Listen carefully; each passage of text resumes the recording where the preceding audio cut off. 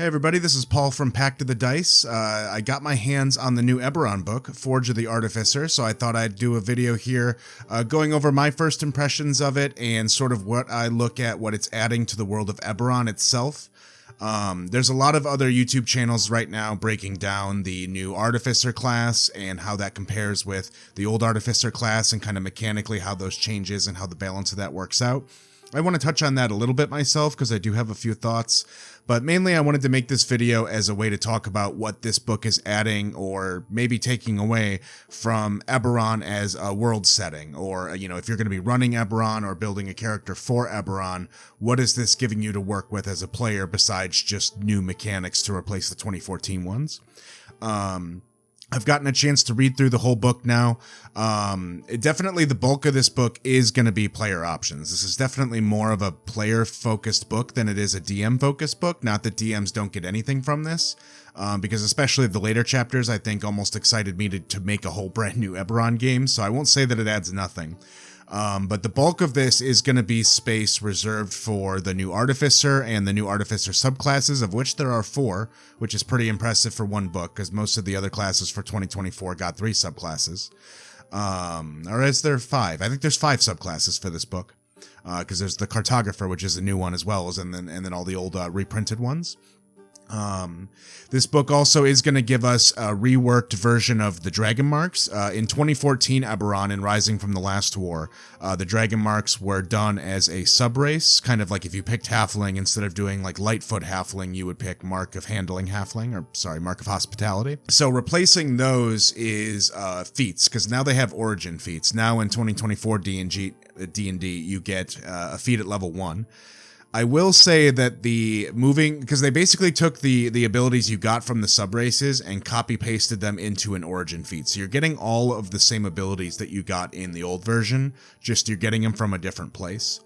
And I think that's a really cool way to do it. I like that better than taking away racial abilities that you should have. Like, you shouldn't be less of an elf because you have a Dragonmark, and, you know, you shouldn't lose your trance or whatever from that.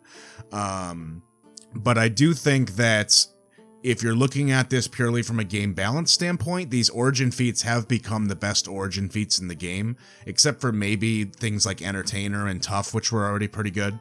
But some of these are giving you damage resistances, spells added to your spell list, a bonus on very popular and very often rolled skill checks. So if you're looking at this just from a power standpoint, these have instantly, I think, become the most powerful origin feats in the game, although there's nothing stopping you as a dungeon master from just restricting the use of these for only Dragonmarked characters in Eberron, or whatever the lore explanation is for how you have these abilities in a different setting. So I think this is overall a good thing to have in case you have a Dragonmarked character. This is definitely my favorite way so far to represent what they should be able to do. Just be aware that this is being added to the game. If you sort of allow players to use whatever from any book, maybe take a look and see what origin feats they're picking, because a power gamer is going to jump right to these ones. So I like the changes they made with the Dragonmarks. There are also new feats that you get at level 4 that can kind of boost the power of those Dragonmarks, usually boosting the skill bonus that you get from it, and then giving you some of the spells that you knew once a day for free, so you can just kind of cast them. And then there is also a new feat, Potent Dragonmark, which is pretty powerful, which will allow you to add all of those spells you get to spells known on your list, just like your subclass would give you, which is a very, very strong feat. It may or may not be broken. That's up to you to decide. I think power level, it's definitely top 5 feet in the game easily. And I think if you're a spellcaster, especially, I mean, if you have a Dragonmark, you're going to take this feat. It's very, very, very good. But yeah, just be aware that it is very powerful. The ability to give people spells known like that is not something really any other feat does on a scale like this. Usually it'll give you like 1 or 2. And with the species changes, one thing worth noting is that they did not take away the Mark of Handling's ability to speak with the Tarrasque. It lets you do animal friendship and speak with animals to monstrosities, of which the Tarrasque is one of, and they did not take that away. So let's all rejoice. Mark of Handling can still have tea time with the Tarrasque. And again, I don't want to talk about the the changes to the Artificer too much, because other channels are breaking that down pretty efficiently. The only subclass I think that I have really strong feelings on is the Battlesmith. I don't think they went far enough as far as making it viable for 2024. It's still in this weird place where it's hogging your bonus action, because you have these smite spells and you have the attack that you have with your pet, which really could have been fixed just by giving them a weapon mastery, because then it could have been like the Beastmaster Ranger and how that works a little better in 2024. The Beastmaster Ranger in 2024 can take the Nick property and then replace one of those attacks with the Beast attack, which then actually makes the Beast attack statistically viable. As of where it is right now, if you're just going full Artificer and you have no weapon masteries, that's going to be a little harder to justify. So that would have been the one fix for the Battlesmith I really would have preferred, is giving them a weapon mastery, given that they are the weapon wielding, weapon crafting class. It would have made sense, but that's an easy homebrew if you agree with me. Just give them a weapon mastery. There's a couple things here that it seems to be not necessarily adding to the lore, because I don't know if it's completely unprecedented, but there's some things here being established for Eberron that it seems like they're trying to normalize and make part of the canon, that I have some thoughts on. A good example here is the design of the airships. All of the airships in this book have a particular look to them, and it's not necessarily a look we've seen before in Eberron. Most of the Eberron ships we have throughout 3rd edition up to Rising from the Last War, in the art that we have depicting them, kind of depicts them like galleons with an elemental ring around the center of it. So it looks just like a boat you'd see on the water, but flying with a ring of fire through the middle. The new airship design is a little bit different. It's got the elemental ring still, but the elemental ring is on the back, and it seems to usually be made from a lightning elemental. And then it seems like there's this whole interior, this kind of cylinder-shaped interior on top of the airship, which almost gives it this Zeppelin-like appearance. And inside of there is where you have like the elemental core and all the other different parts of the airship. So functionally, lore-wise, all of the parts of an airship are still there and represented, but the look and kind of where they go stylistically has been updated. This is one of the changes that at first I was like, oh, did they get that wrong? That's not really what an Eberron airship's supposed to look like. But the more I think about it, I think I do like this design. I might even like it better than the old one, because what this one is doing for me is it's giving it a unique Eberron style look to it. The old ships, the galleons, kind of remind me of Spelljammers, which are in a different setting in Faerun, kind of in its own Spelljammer setting. Those ones don't typically have the elemental ring, but it's very, very similar design. When I was running a Spelljammer game, I was able to use a lot of the same maps. So I think giving this one more of that Zeppelin kind of style to it does kind of fit that steampunky, mage punk kind of vibe that we're going for. I think I dig it. I think I like using this. And even if you're kind of on the fence, one thing you could do to use both is just kind of explain that this is a new function of airship from House Lyrandar, and that these are kind of just being pushed out as, maybe the new design gives it some stability with the elemental core or something to that effect. While we're talking about the airships, I was going to cover this later, but, I might as well talk about it now that we're segueing. There are a lot of really cool rules. This is one of my favorite parts of the book. In the back of it, in the last chapter, for running an airship mechanically. And it gives you things you'd expect, like new siege engines and new upgrades you can buy for your airship once you have one. It also clarifies what the stats of an airship should be in comparison to like a regular boat or the airship they give you in the Dungeon Master's Guide, which is really cool. And it gives you some notes as far as how to run airship combat, emphasizing a lot of the things I've always said about airship combat, which is let them just fight with their normal features if they want to, and they lean into that in the book. They say like, hey, if you want your players to be able to use their regular weapon attacks or spells, just have them do some part of the boarding action or repelling the boarding action, and if players want a station, here's all these various stations they could take on the airship, and here's the actions they can take once they've manned that station. I think that's a really good approach for how to do airship combat, as opposed to making it its entirely own different system that belongs in a different game.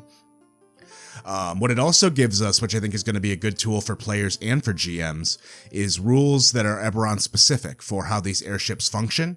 Like I mentioned, there's an interior kind of cutaway map that shows you what all the essential parts are and where you might find them on an airship. Things like the elemental core and the things that bind the elemental to keep it working. Things that you theoretically could disable to make the airship either slow down or crash or things like that. So that could be something that either as a GM that you could threaten the players with, maybe people infiltrate or board the ship and go for the gem and they have to defend it.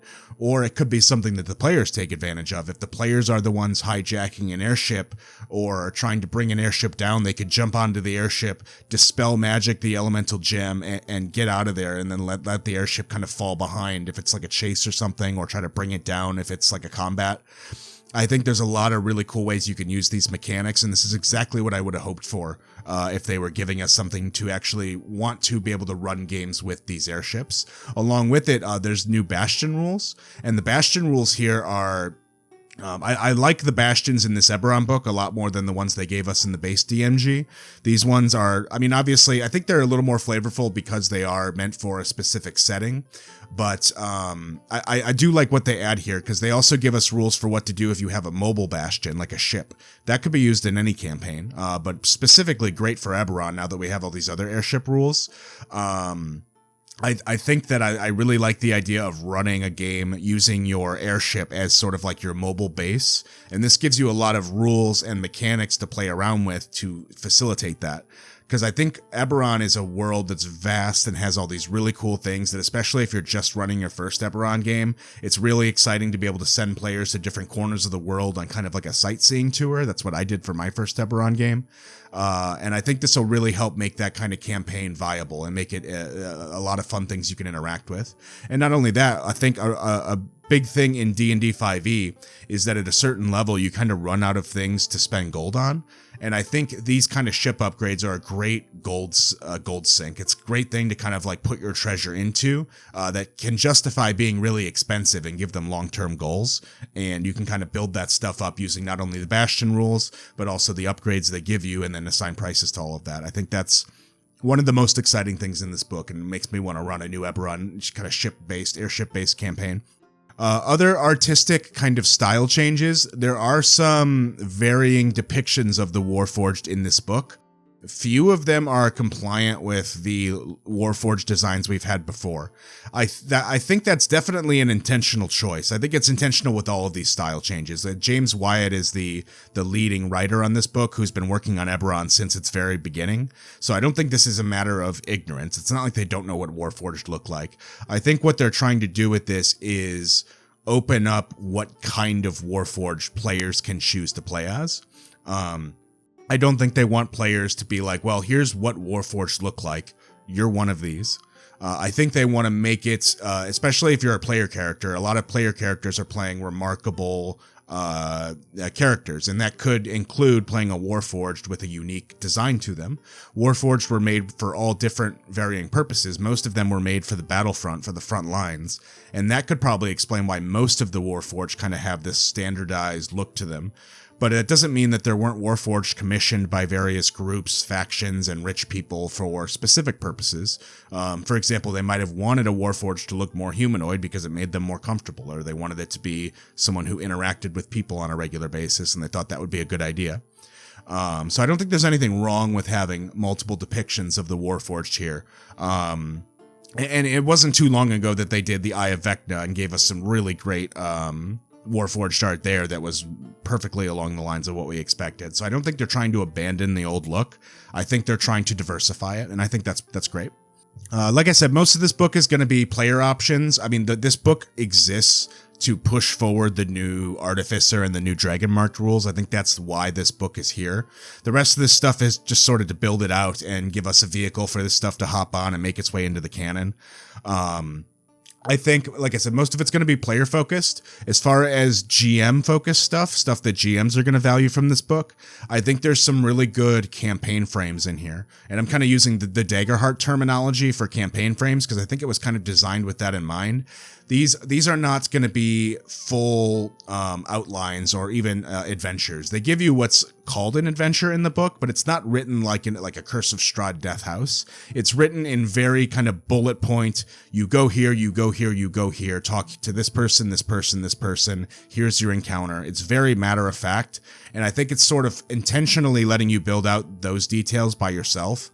And I don't even look at that from a laziness perspective. I don't think they're giving us less because they just didn't want to give us more.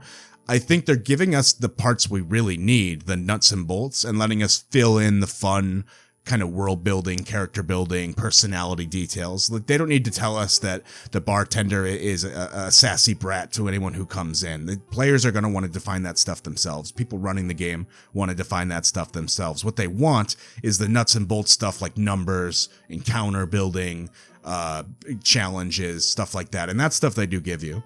And the campaign frames work well too, because they give you an outline for how each tier could work if you're running that sort of game. The examples they give you is you could run a crime-based game in Sharn with the Boromars and Dask. You can run a archaeology-based campaign with Morgrave University, going through Zendrick and other ruins in the world. Or you could do like a race against the Emerald Claw and exploring Zendrick and going against the Drow. I think there's some good options here. Some of them, because they all give you outlines for levels 1 to 20, and some of them are great all the way throughout. For example, like the House Tarkanan one is great because it starts out with you fighting low-level members of House Tarkanan before things start escalating greater and greater and greater as you're going against the Brotherhood of Evil Mutants. And then at the very end, level 17 to 20, it tells you that the son of Khyber, the kind of mysterious leader of House Tarkanan, leads an army of aberrant warriors against Sharn, and a blob of annihilation threatens the city, which they actually gave us art for in the monster manual, which is cool, a cool callback. So that's a great example of what does work, because House Tarkanan is an easily scalable adversary where, aberrant Dragonmarks can range anywhere from mostly harmless to world-ending threat, and I think that makes for a great 1 to 20 campaign frame. There's other ones in here that seem like they didn't do as good of a job convincing me that it was a viable 1 to 20 campaign. The one with the Boromars and Dask ungenuinely kind of advises that from 17 to 20 you could be fighting Boromar people and trying to do politics with the Boromars as they try to assassinate you, but you're a level 17 to 20 adventurer. I don't know who the Boromars have that's going to be a threat to you. I don't really see, unless you do some in my Eberron changes where Siden Boromar gains the powers of an Archlich.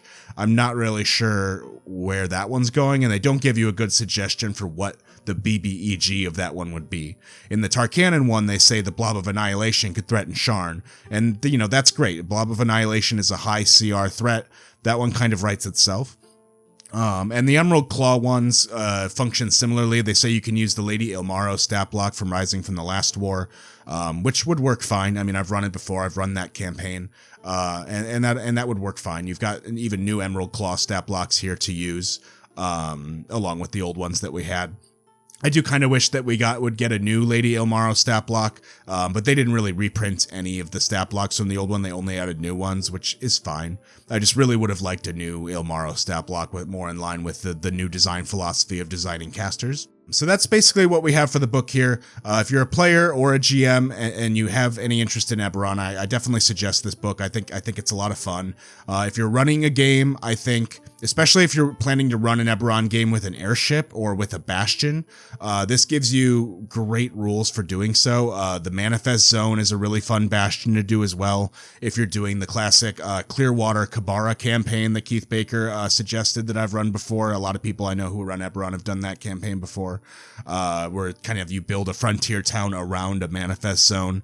I think something like that could be really fun. So I think this is a good book if you're looking to get inspired to run an Eberron game as well. It gives you great suggestions for how you could center the whole thing around it. So overall, big fan. I do wish there would have been more lore stuff in here, but the book is definitely more of a companion piece to Rising from the Last War than a replacement, which I guess is something I just didn't expect.